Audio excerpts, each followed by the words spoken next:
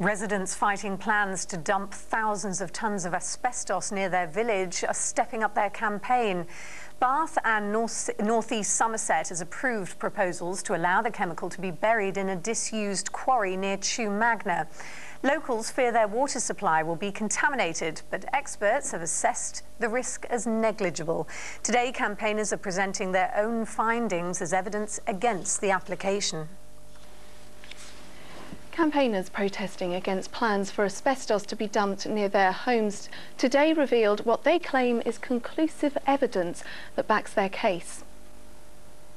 The landfill is proposed at a quarry overlooking Chew Valley Lake in Somerset. Planners granted permission last year, but it was quashed on a technicality. Well, now the applicants are trying again, and as Richard Payne discovered, opposition remains fierce.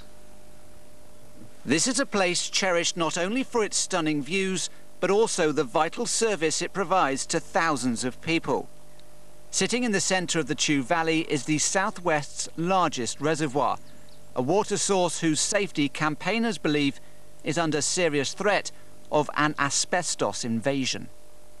The county of Baines only produces 1,500 tonnes of asbestos waste a year. The proposal is to dump up to 65,000 tonnes of asbestos and other waste in Stowey Quarry a year. So it's easy to see that this isn't just dealing with our own waste. We'd be importing waste from across the region, possibly across the country. And that, say campaigners who gathered to restate their case today, would mean hundreds of heavy lorries on narrow country lanes 6 days a week. New independent evidence claims to reveal several major discrepancies between its findings and that of the developers' matrix movements. This geological and engineering expert says his findings mean the community are right to be concerned.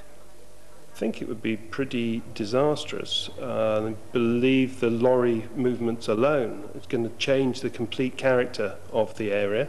Of course, the quarry is at the crest of a very windy hill slope, and that brings on other questions about should they be dumping this sort of asbestos debris at a location where it's just fundamentally so windly.